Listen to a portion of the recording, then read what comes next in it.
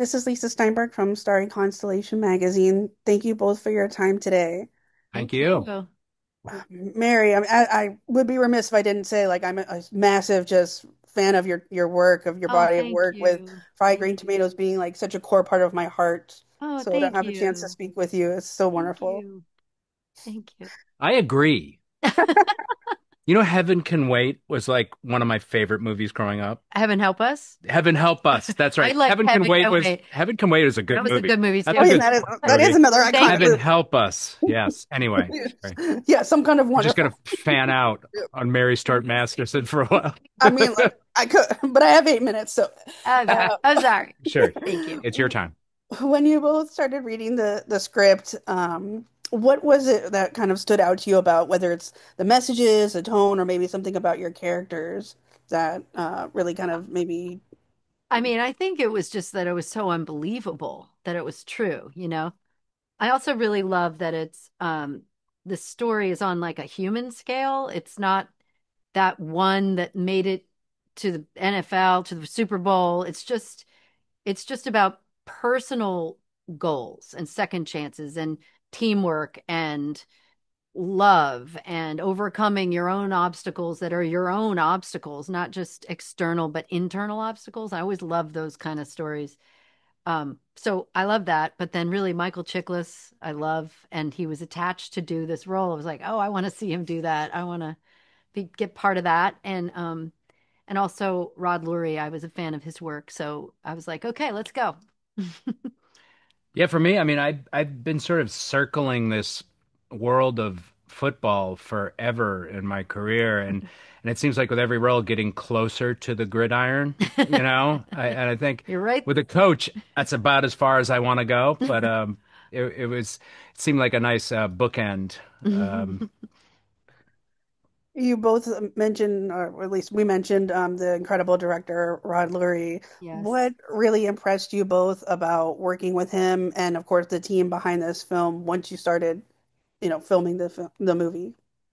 Um, well, from my perspective, he was really collaborative, loves women, like in his history, he always takes good care of the female characters and asked me about my perspective on the female character. And I said, well, I don't think she's pushing hard enough. I don't think she's giving him enough of a hard time. Not to be a different person than Eileen was, but I just wanted to know more about that. And actually spoke to Eileen and got to record her voice and how it sounded and talk to her about that very thing. And she was like, "Oh yes, we fought." I was like, "Okay, great, permission granted. Can I go and talk to him about it?" And so I mean, it didn't alter very much, but it was just really nice to have Eileen's ear and also Rod's ear. And he is so great with actors and he's a gentleman and easygoing and in every way runs a very respectful set, which I really admire. And so, and he's also a great writer, like great mhm. writer. And not to say he is the original and only writer of this screenplay, but he has a deference to really good writing and took good care of the script. And the changes that were made were all um, with deference to Bob, who took this story for Mhm. 15 years prior to Rod getting involved. So he's just like, I feel like I had a lot to learn from him anyway, just as a filmmaker. So Yeah, I mean, when I heard Rod Lurie was directing it, he directed The Outpost, of course, which is, at least in my opinion, probably the best military movie ever. it's incredible. Um, and that sort of just kinetic energy he brought to that sort of brought to this too, is at least in terms of the football stuff. Um, and he was like he's like a glorious weirdo, he's such an odd duck and easy to talk to in terms of, like you said, what you think could be different about this, and he also makes no bones about telling you, like, nah, that's wrong. I love more than anything getting a real note, not just a director going like, more energy, Ugh. or what do you think you could do Uh, differently? You know, like just yeah. tell me what is wrong and I'll fix it. And He he was has also a no problem critic, like doing a it. major, He huge, was, yes. huge film Yes. critic. And I've been around a really long time. So I was like, I'm not going to look up the reviews that you No, got. I'm not going to look. I no. was like, swore to myself, I'm not going to read a single one. I kind of maybe remember something about it, but maybe not. So I'm not going to look. I've never told him that, but, That's and fine. I still haven't looked That's because I don't want to know. well, if he cast you, he's probably He probably a got fan. over whatever it was, or he thought Yeah. I could do better with her. He'd like a shot at it. Yeah. Um, Mary, you get to play his Mike's wife Eileen, like we're talking about here in the film.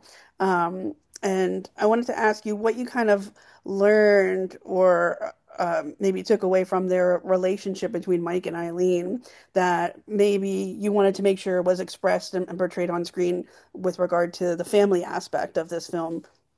Well, definitely that they are just a great couple. They have each other's backs. They're in it together, and I think that's wonderful. And but she, her love is unconditional, but it's not unearned, and it's they hold each other to a high standard, and as people, they seem to still be working on themselves. They seem to be really always examining and being accountable for themselves in a way that I think is really inspiring.